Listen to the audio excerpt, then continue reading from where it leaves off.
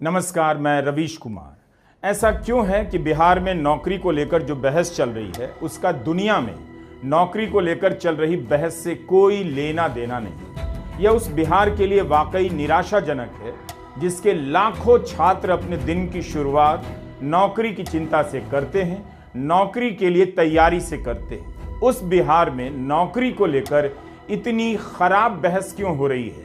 पटना की जिस भी गली में कोचिंग सेंटर है वहां जाकर देखिए, क्लास टूटने के बाद निकलते हुए और क्लास के लिए जाते हुए छात्रों की ऐसी भीड़ दिखेगी, पांव रखने की जगह नहीं।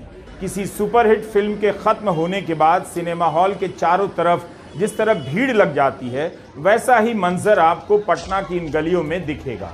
इतने मेहनती छात्र हैं बिहार के, लेकिन सिस्टम ने ऐसा जाल बिछा रखा है कि ज्यादातर को फेल होना ही होना है। ऐसा हो नहीं सकता कि बिहार का युवा एआई की क्रांति और तबाही से अनजान हो।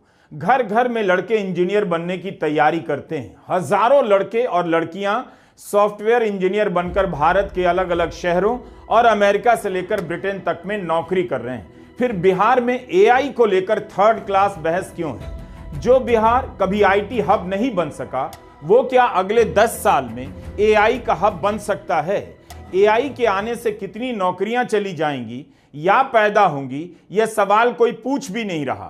बिहार एआई हब बनेगा तो क्या करना चाहिए?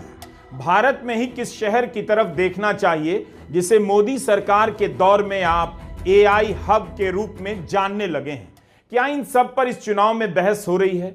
क्या सारी बहस नेताओं और राजनीतिक दलों से ही बरसेगी, टपकेगी? उन लाखों इंजीनियरों को भी इस बहस में भागीदारी करनी चाहिए जो इस क्षेत्र में काम करते हैं। उन्हें बताना चाहिए कि आईटी और एआई हब को लेकर बिहार में जिस तरह से बहस चल रही है उसका वास्तविकता से कोई संबंध नहीं है। कहां हैं ये लोग? क्या इन्हें अपने अनुभवों से इस बहस में नहीं पढ़ना चाहिए? न्यूयॉर्क टाइम्स में खबर छपी है, अमेजॉन जैसी कंपनी 5 लाख लोगों को नौकरी से निकाल सकती है, उनकी जगह रोबोट काम करेंगे। इस खबर से अमेरिका में बहस छिड़ गई है। लोग लिख रहे हैं उनकी नौकरी शरणार्थी या प्रवासी नहीं ले रहे, बल्कि खरबपति अरबपति ले रहे हैं। अरबपति लोग ही अपनी कंपनियों में रोबोट लगा रहे हैं ताकि इंसान को सैलरी नहीं देनी पड़े, छुट्टी ना देनी पड़े। फेसबुक की कंपनी मेटा ने भी एआई के कारण कई लोग निकाले हैं। अमेरिका का बड़ा स्टोर है टारगेट 1800 नौकरियां खत्म कर रहा है। यह खत्म करने की बात है। भारत की आईटी कंपनियों से भी एआई के कारण हजारों की संख्या में छटनी की खबरें आ रही हैं। एआई के कारण नौकरियों के जाने को लेकर घमासान बहस है। अमेरिका के अखबार और भारत के अखबार भी एआई से जुड़ी खबरों से, विश्लेषणों से भरे रहते हैं। कुछ ना कुछ आए दिन छपता है। लेकिन बिहार में रोजगार की बहस को देखिए तो लगता ही नहीं कि एआई की किसी को परवाह भी है।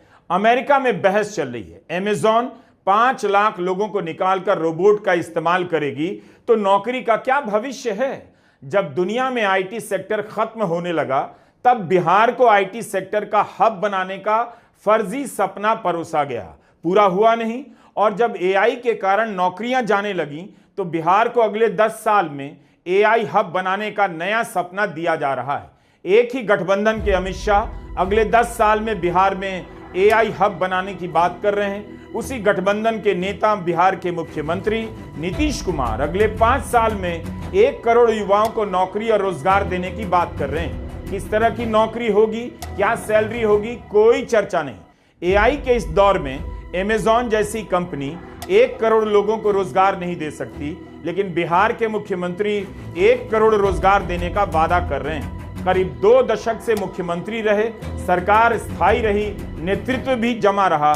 दिल्ली से लेकर पटना में डबल इंजन की सरकार रही, लेकिन बिहार आज किसी भी प्रकार के उद्योग में लीड नहीं कर रहा है। जाहिर है उस बिहार में नौकरी का सपना दिखाने के लिए उसी सरकार की नौकरी बच गई है, जिस सरकार की नीतियां नौकरी पैदा करने में फेल हो चुकी हैं। जब सरकारी नौकरी एकमात्र सहारा रह जाएगी तो कोई भी इसी को दिखाकर वादा करेगा। तेजस्वी यादव हर उस घर से एक व्यक्ति को रोजगार देने का वादा कर रहे हैं जिस घर से किसी ने सरकारी नौकरी नहीं की है, और जीविका दीदी की नौकरी पक्की करने की बात कर रहे हैं। कॉन्ट्रैक्ट वालों को भी स्थायी करने का दावा कर रहे हैं। नौकरी की बहस से बिहार की राजनीति को देखिए तो 20 साल का स्थायित्व एक फेलियर की तरह नजर आएगा। देश और दुनिया भर में आईटी सेक्टर में काम कर रहे बिहार के लोगों से पूछिए कि आपकी इस पर राय क्यों नहीं है। क्या बिहार में कभी नौकरी पैदा ही नहीं होगी? 20 साल क्या कम होते हैं? 20 साल के बाद भी बहस क्या हो रही है बिहार में? क्या बिहार का इंजीनियर क्लास लंदन, न्यूयॉर्क में बैठकर, बेंगलुरु, दिल्ली में बैठकर यह सब नहीं देख रहा? क्या सभी को अपनी जाति के हिसाब से सत्ता का चेहरा चाहिए? तब तो इसमें बिहार कहां है? अमेज़न को लेकर जब न्यूयॉर्क टाइम्स ने अपनी रिपोर्ट इंस्टाग्राम पर डाली तो हजारों कमेंट आने लगे। आपको जाकर देखना चाहिए वहां लोग इसे लेकर किस तरह की बहस कर रहे हैं। लिख रहे हैं, हमारी नौकरी को खतरा प्रवासियों से नहीं है, अरबपतियों से है। रोबोट सारी नौकरी खा जाएंगे तो सामान खरीदने के लिए कौन बचेगा? बिना नौकरी हम कैसे बाजार जा पाएंगे? एआई और रोबोट के इस्तेमाल पर टैक्स लगाने की मांग हो रही है। याद दिलाया जा रहा है कि नौकरियों के सृजन के नाम पर इसी कंपनी को सरकार ने सब्सिडी दी और अब ये नौकरियां खत्म करने जा रही। गृह मंत्री अमित शाह एबीपी चैनल के कार्यक्रम में कहते हैं बिहार को एआई का हब बना देंगे। पूछिए तो 2014 के बाद से भारत का कौन सा ऐसा नया शहर है जिसे आपने आईटी या एआई सेक्टर के रूप में बना दिया है? नया शहर पूछिए तो बिहार 10 साल में आईटी हब क्यों नहीं बना? जब आईटी हब नहीं बना तो एआई का हब कैसे बन जाएगा? डबल इंजन का क्या यही लाभ मिला बिहार को? यही पूछ लीजिए कि एआई से नौकरियां गायब हो जाएंगी या पैदा होंगी। ये दो इमारतों की तस्वीर है। आजकल ऐसी इमारतों को देखकर लोग स्वप्न लोक में खो जाते हैं, लेकिन इसके भीतर जाकर देखिए हकीकत कुछ और नजर आएगी। सॉफ्टवेयर टेक्नोलॉजी पार्क के नाम पर इस तरह की बिल्डिंगें कई जगह बन रही हैं, लेकिन इनके बनने में भी 10 साल लग गए। दरभंगा के सॉफ्टवेयर टेक्नोलॉजी पार्क के बनने का ऐलान रविशंकर प्रसाद ने 2015 में किया था। अगर सरकार 50 एकड़ जमीन दे दे तो केंद्र की सरकार फौरन 50 करोड़ का निवेश कर राज्य में इलेक्ट्रॉनिक क्लस्टर बनाने का काम करेगी। तब रविशंकर प्रसाद का यह बयान टाइम्स ऑफ इंडिया में छपा था। केंद्र सरकार ने दरभंगा और भागलपुर में सॉफ्टवेयर टेक्नोलॉजी पार्क्स खोलने का फैसला लिया है, ऐसा रविशंकर प्रसाद ने कहा था। इसकी बुनियाद रखने में 5 साल लग गए। 2019 में शिलान्यास हुआ और इसका उद्घाटन हुआ 5 साल बाद जुलाई 2025 में। प्रधानमंत्री मोदी ने मोतिहारी की सभा से मंच से ही इसका उद्घाटन किया। भागलपुर का सॉफ्टवेयर पार्क 9 साल में बना, जिसका उद्घाटन 2024 में अश्विनी कुमार चौबे ने किया। किसी भी सॉफ्टवेयर इंजीनियर को जाकर इन दो इमारतों का हाल लेना चाहिए कि आज सॉफ्टवेयर सेक्टर की दुनिया में जो भी बदलाव आ रहे हैं उस बदलाव के अनुरूप इस इमारत में व्यवस्था हुई है या नहीं। सवाल करना चाहिए कि इस तरह के सॉफ्टवेयर टेक्नोलॉजिकल पार्क का अब क्या रोल है? क्यों इस तरह के पार्क जिले जिले में बनाए जा रहे हैं? अगर कहीं ऐसे पार्क से बड़ा बदलाव हुआ है तो वो भी बताना चाहिए, वरना ऐसी घोषणाओं और इमारतों से केवल वही सपने खड़े होंगे जो कभी पूरे नहीं होंगे। एसटीपीआई सॉफ्टवेयर टेक्नोलॉजी पार्क क्या करेगा? यह नौजवानों के आईटी हुनर को जगाता है, उनको मौका देता है।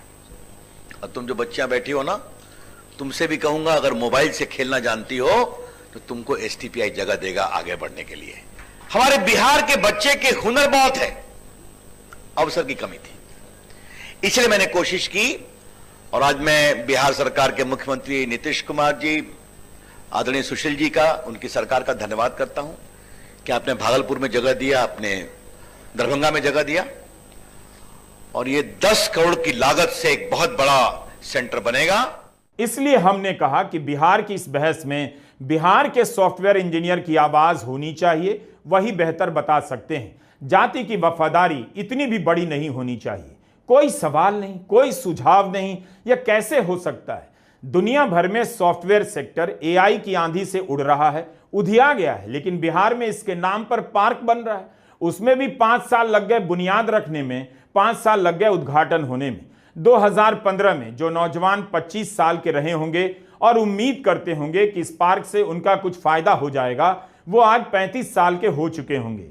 उनका समय तो निकल गया। 2020 के घोषणा पत्र में बीजेपी ने 5 साल में 19 लाख नौकरियां देने का वादा किया था। इस पर जोर देकर कहा 5 लाख नौकरियां बिहार को नेक्स्ट जनरेशन आईटी हब में बदलने से दी जाएंगी।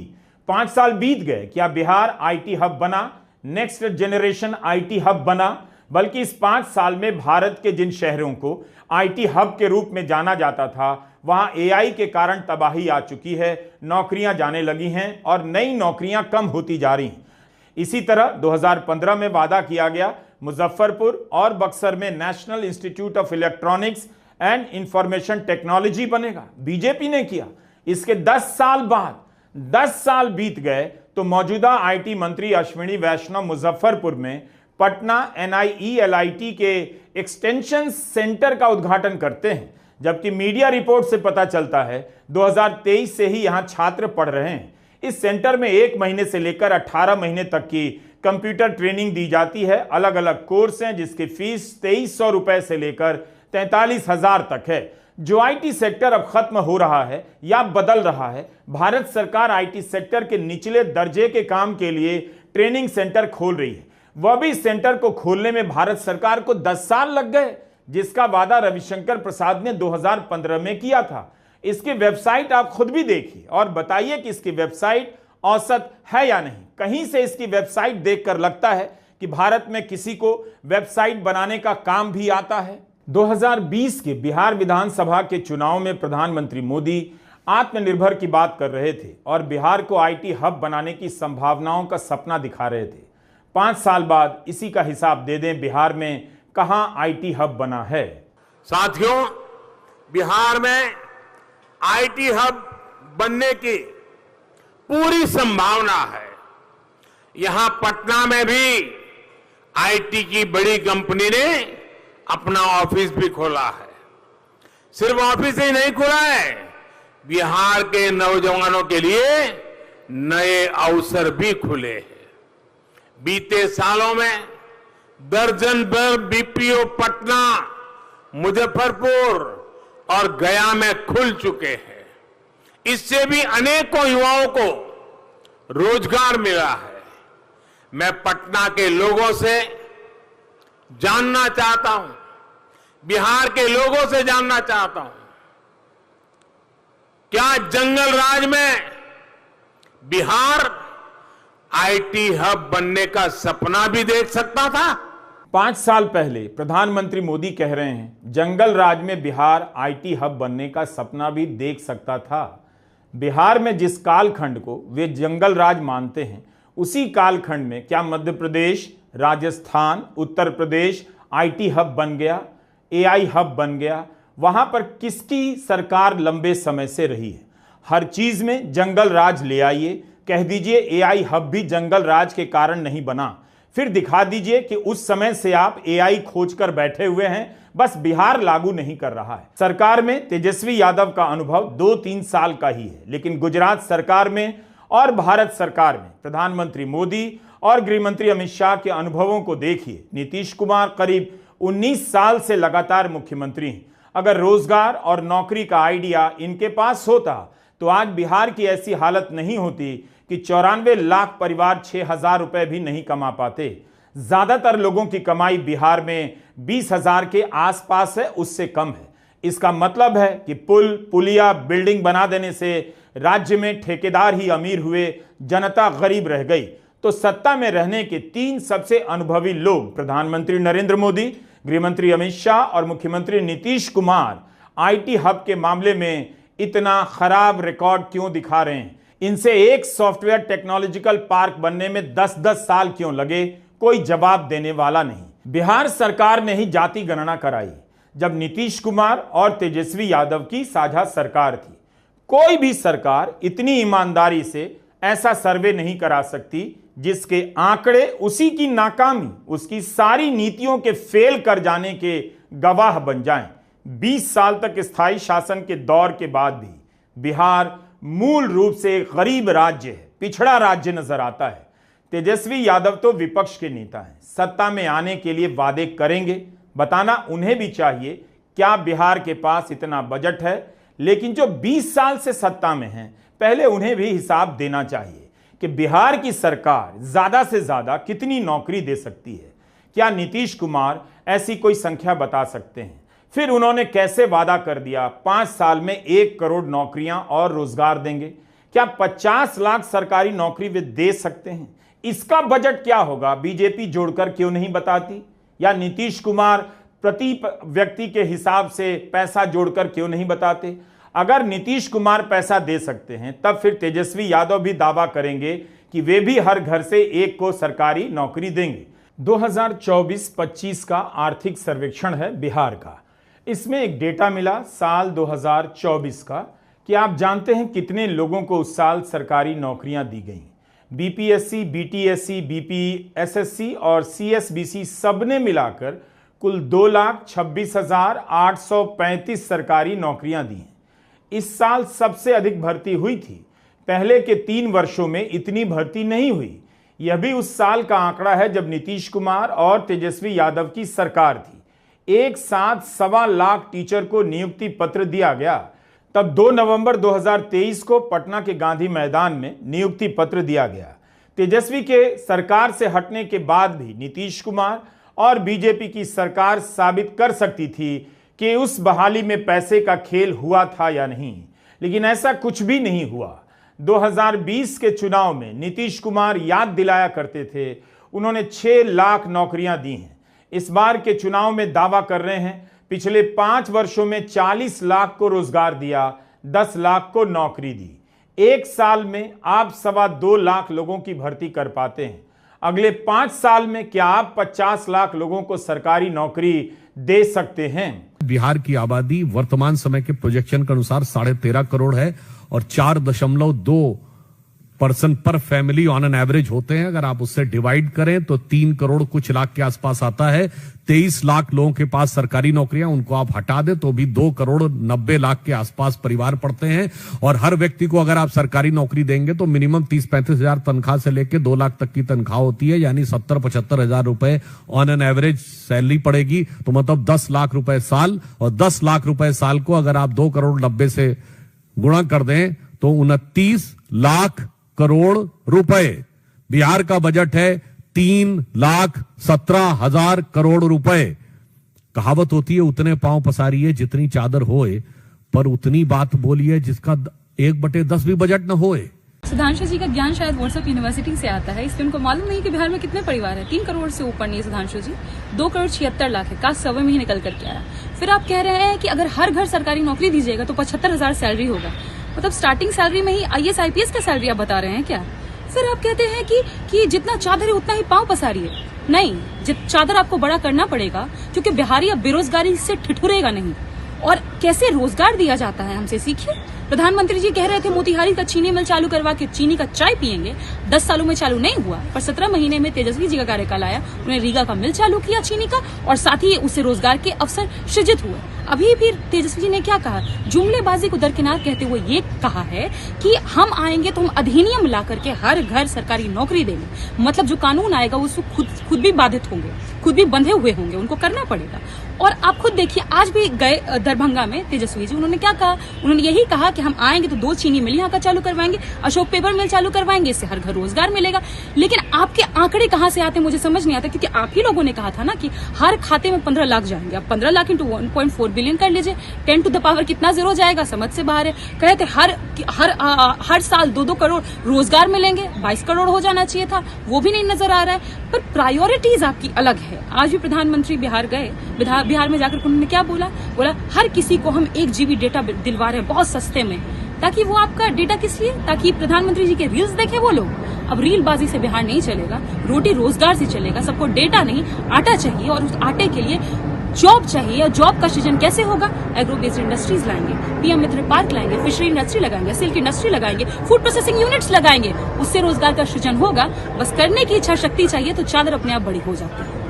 चुनाव आते ही हजारों करोड़ रुपए बांट दिए गए, बेरोजगारों को भत्ता दिया जा रहा है, कब तक दिया जाएगा? जाहिर है नीतीश भी वही कर रहे हैं जिसे लेकर तेजस्वी से सवाल पूछा जा रहा है।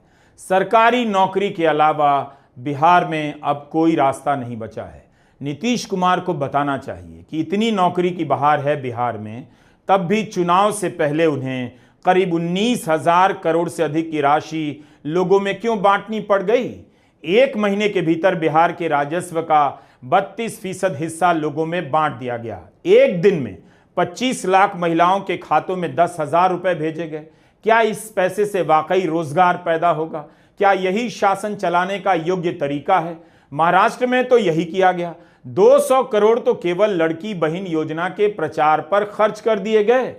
इस तरह से पैसे बांटे गए कि मर्द भी औरतों की योजना में घुसकर पैसे लेने लगे।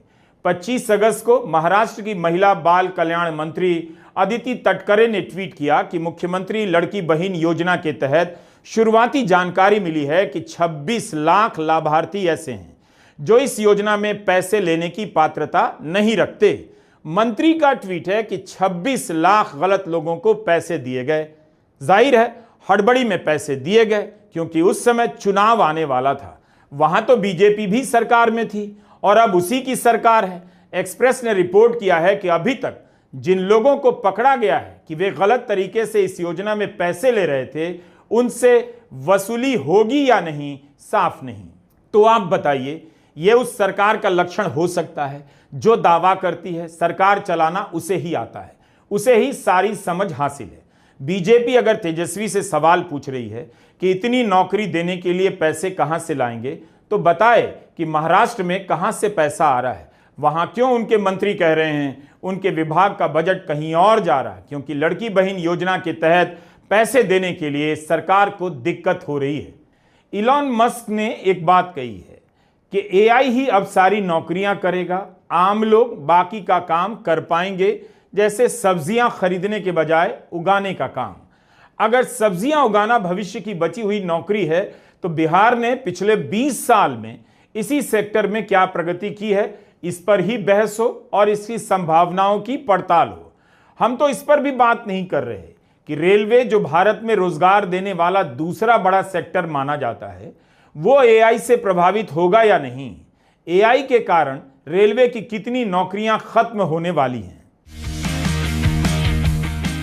जानकार लिख रहे हैं, अमेरिका में जो अमेज़न सबसे अधिक नौकरी देने वाली कंपनी मानी जाती थी, वही अब नौकरियों को खत्म करने वाली बड़ी कंपनी बनने जा रही है। न्यूयॉर्क टाइम्स ने लिखा है कि जिन सेंटर पर अमेज़न सुपरफास्ट डिलीवरी चाहता है, वहां पर ऐसे वेयरहाउस बनाना चाहता है जहां बहुत कम इंसान काम करें। प्रोटियस सिक्वोइया नाम के रोबोटिक सिस्टम के आ जाने से लोगों की आवश्यकता और भी कम होती जाएगी। रोबोट के आने से ऑर्डर जल्दी तैयार होंगे, गलतियां कम होंगी, डिलीवरी का काम और सटीक होगा। अगर इस तकनीक में मुनाफा दिखाई देने लगा तो कौन सी कंपनी इसमें पीछे रहेगी। 7-8 साल पहले की बात है। 7-8 साल पहले हम ग्रेटर नोएडा की एक कंपनी में गए। यह कंपनी एक बड़ी कार कंपनी के लिए दरवाजे का पार्ट्स बनाती है। वहां केवल रोबोट लगे थे जो चीन से लाए गए थे। उस कंपनी के अधिकारी ने कहा कि रोबोट का सबसे बड़ा फायदा यह है कि ये लू और लंच ब्रेक नहीं लेते, इन्हें छुट्टी नहीं देनी पड़ती, पीएफ का योगदान नहीं देना पड़ता, बोनस बीमा का झंझट खत्म, दिन रात शिफ्ट चलती रहती है। ये मैं 7-8 साल पहले की बात बता रहा हूं, जब एआई की धमक सुनाई भी नहीं दे रही थी। भारत में नौकरियां तेजी से कम होती जा रही हैं। इसी 5 अक्टूबर को नीति आयोग की रिपोर्ट आई है। नीति आयोग के सीईओ ने कहा है बहुत बड़ा बदलाव आने जा रहा है। नीति आयोग की रिपोर्ट में बताया गया है कि एआई के कारण भारत के जिस टेक सेक्टर में 80 लाख लोग काम करते हैं, वहां 20 लाख नौकरियां खत्म हो जाएंगी। लेकिन अगले 5 साल में 40 लाख नई नौकरियां भी पैदा हो सकती हैं। केवल 20 लाख को मत देखिए, इन पर 2 से 3 करोड़ लोगों का इकोसिस्टम निर्भर रहता है। नीति आयोग के सीईओ BVR सुब्रमण्यम ने कहा है कि जॉब प्रोफाइल बदल रही है, अनुभव और एक्सपर्ट का रोल बदल रहा है, प्रक्रियाएं बदल रही हैं, बहुत बड़ा बदलाव आने जा रहा है। आपको तय करना है उन 20 लाख लोगों में से होंगे या 80 लाख लोगों में से। एटमबर्ग नाम की कंपनी के संस्थापक अरिंदम पॉल ने मार्च में कहा था, एआई के कारण बड़ी संख्या में व्हाइट कॉलर नौकरियां जा सकती हैं, खासकर आईटी और बीपीओ सेक्टर में 40 से 50% नौकरियां खत्म हो सकती हैं, जो मिडिल क्लास का अंत कर देगा। कायदे से एआई की आंधी को लेकर 2024 के चुनाव में ही बहस होनी थी, लेकिन नहीं हुई। जो लोग इस सेक्टर में हैं, वो भी धर्म की राजनीति के समर्थन में चुप रह जाते हैं। धर्म और जाति को लेकर उनकी चुप्पी और उस पर पर्दा डालने के लिए राष्ट्रवाद का सोफा कवर सबको समझ आ रहा है। दोष बिहार का नहीं है, दोष उनका है जो बिहार के नाम पर विक्टिम कार्ड खेलते हैं। और बिहार के नाम पर जाति का इक्का चुपके से चलते रहते हैं। इसीलिए कहा बिहार का चुनाव बिना थीम का चुनाव लग रहा है।